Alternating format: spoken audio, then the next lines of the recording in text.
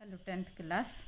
Today we will discuss second poem Fire and Ice of your textbook. The poet is Robert Frost. First poem dust of snow भी आपकी Robert Frost की poem थी। ये भी Robert Frost की ही poem है और ये पोयम भी आपकी 2 स्टेंजा में ही है। इस पोयम में कवि ये बता रहे हैं कि दुनिया का अंत किस तरह से होगा। फायर मीन्स आग और आइस मीन्स बर्फ, लेकिन कवि ने यहाँ पे फायर शब्द से आशय निकाला है डिजायर और आइस से मतलब निकाला है हेट। डिजायर मीन्स इच्छा और आइस मीन्स नफरत। कवि ने जो कल्पना की है फायर की वो डिजायर से की है और आइस की कल्पना की है नफरत से। फर्स्ट स्टेंजा देखेंगे। Some say the world will end in fire, some say in ice.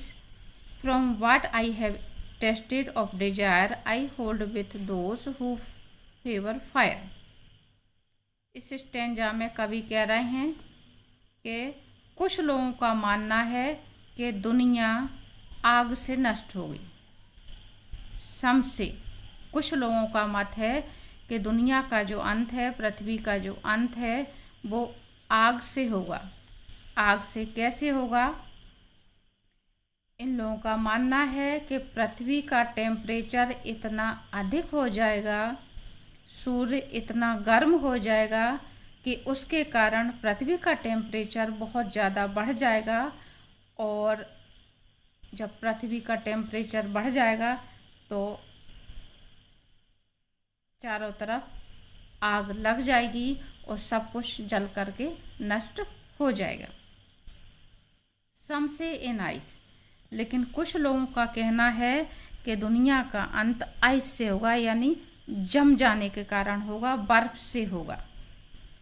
ऐसे लोगों का मानना है कि सूर्य एक दिन ठंडा हो जाएगा और ठंडे हो जाने के कारण पृथ्वी का टेम्परेचर इतना कम हो जाएगा कि पृथ्वी पर चारों तरफ हमें आइस ही आइस दिखाई देगी और जनजीवन पूरा नष्ट हो जाएगा। क्योंकि आपको ये मालूम हो कि सूर्य की गर्मी से ही पृथ्वी पर जीवन मौजूद है। उसी से पेड़ पौधे जिंदा हैं, उसी से जो जीव जंतु हैं वो भी जिंदा हैं, उसी से हमारा जो पृथ्वी का लाइफ सर्कल है वो पूरा काम करता है। From what I have tasted of Dzire, आगे कभी कह रहे हैं कि लेकिन मैंने जो टेस्ट किया है, मैंने जो अनुभव किया है वो है desire. I hold with those who favour fire, कि मैं उन लोगों के साथ में हूँ कि जो इस बात को मानते हैं कि पृथ्वी का अंत आग से होगा। अब कवि का यहाँ पे जो डिजायर का मतलब है वो है इच्छा, यानी मेरा जो अनुभव है वो उन लोगों के साथ में है जो ये मत रखते हैं कि पृथ्वी का अंत आग से होगा। आग से होगा यानी डिजायर से, इच्छा से होगा। क्योंकि आज पृथ्वी पर जो लोग हैं उनमें इतनी तीव्र इच्छा है हर चीज़ के लिए कि वो अपनी इच्छा के लिए कुछ भी कर सकते हैं और कुछ भी नष्ट कर सकते हैं। तो कवि इसलिए डिजायर को मानते हैं कि डिजायर के कारण पृथ्वी का अंत होगा।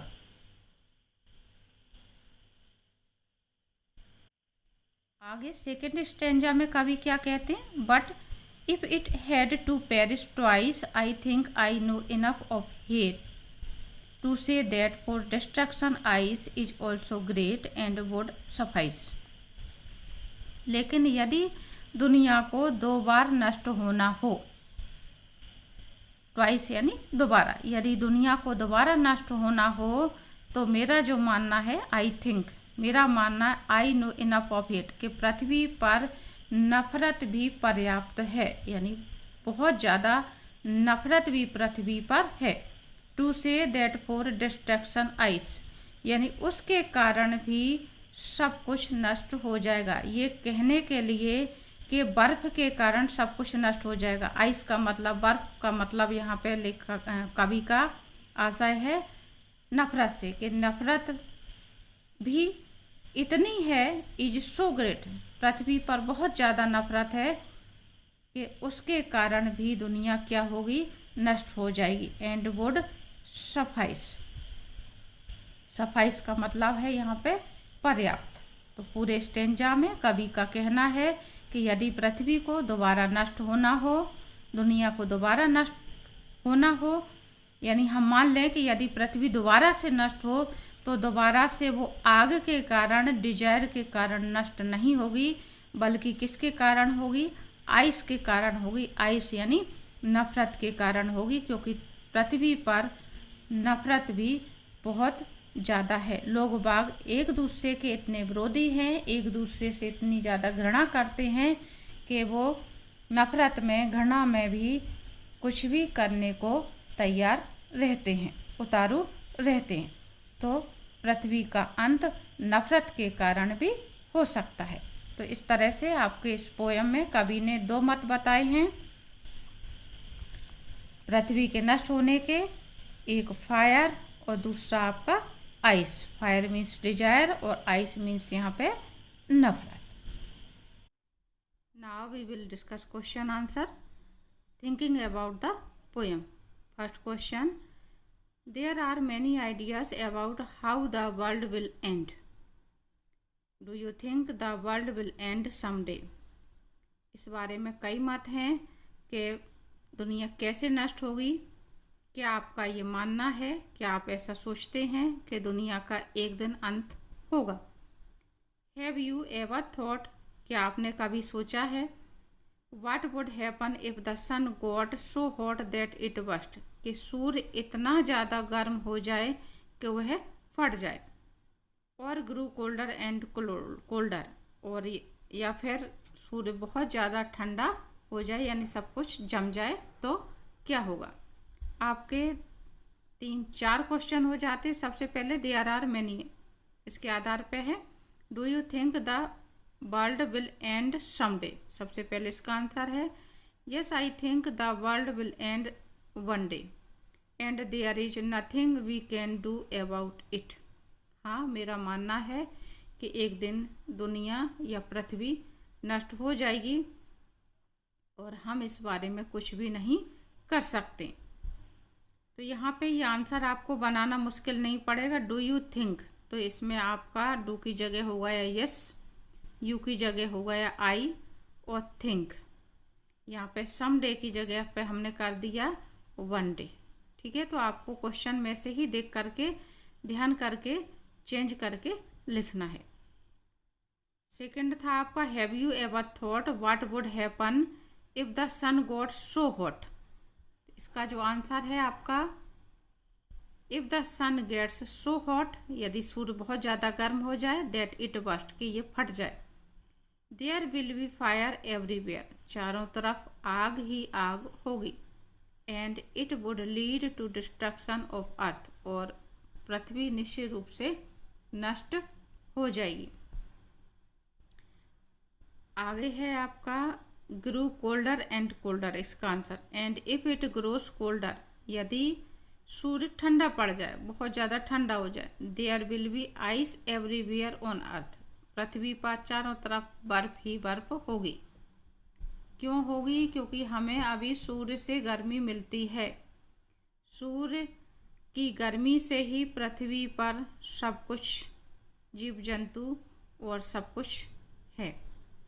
And life in any form would not be able to sustain in such low temperature, और सूर्य अगर बहुत ज़्यादा ठंडा हो गया तो पृथ्वी पर जो टेम्परेचर है वो भी ठंडा हो जाएगा, कम हो जाएगा, इतना कम हो जाएगा कि सब कुछ जम जाएगा। और जब सब कुछ जम जाएगा तो पृथ्वी पर जीवन नष्ट हो जाएगा।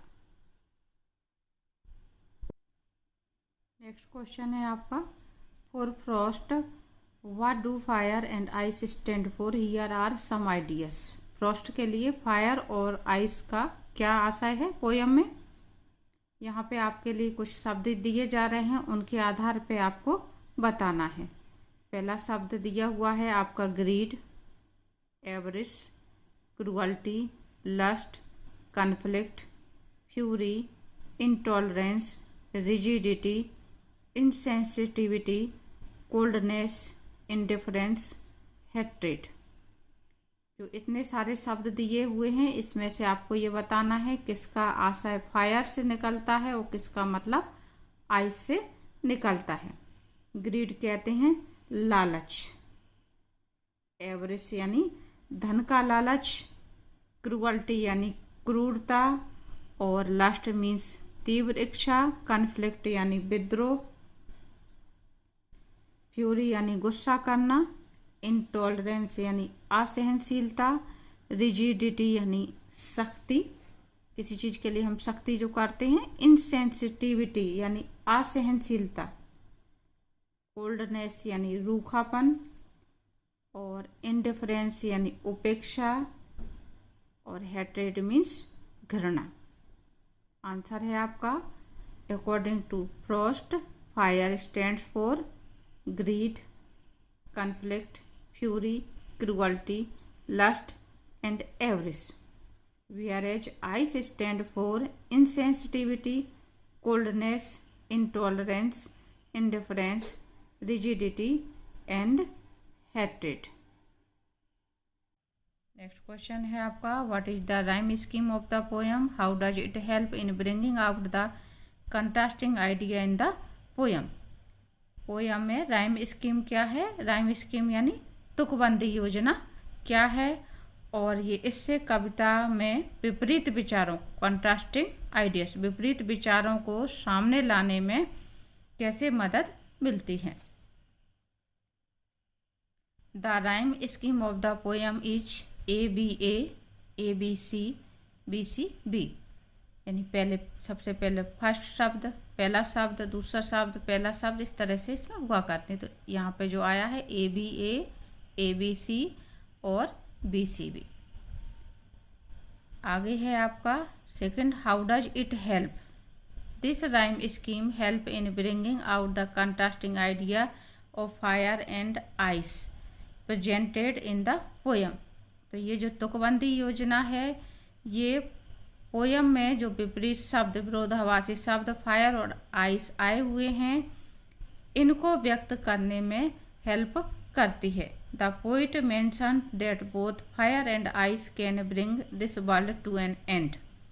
कवि ने इस बात का जिक्र किया है कि फायर और आइस दोनों ही दुनिया का अंत कर सकते हैं।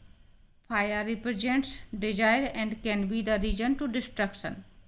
पोयम में फायर का मतलब डिजायर से है, इच्छा से है, जो कि दुनिया में विनाश कर सकती है। Frost also mentioned ice in between to symbolise that the coldness and indifference towards one another will be enough to end the world। कवि फ्रॉस्ट ने आइस को भी प्रतीक बताया है, किस चीज का, कोल्डनेस का, इंडिफरेंस का, यानी नफरत का, जो दुनिया में पर्याप्त है और इससे भी दुनिया का अंत हो सकता है। यानी कवि फ्रॉस्ट कहते हैं कि दुनिया में नफरत इतनी ज़्यादा है, विरोध इतना ज़्यादा है कि इससे भी दुनिया नष्ट हो सकती है। तो ये आपके थे 3 question thinking about the text, और जो आपके एग्ज़ाम है उसकी दृष्टि से आपका फर्स्ट और सेकंड क्वेश्चन ज़्यादा इम्पोर्टेंट है।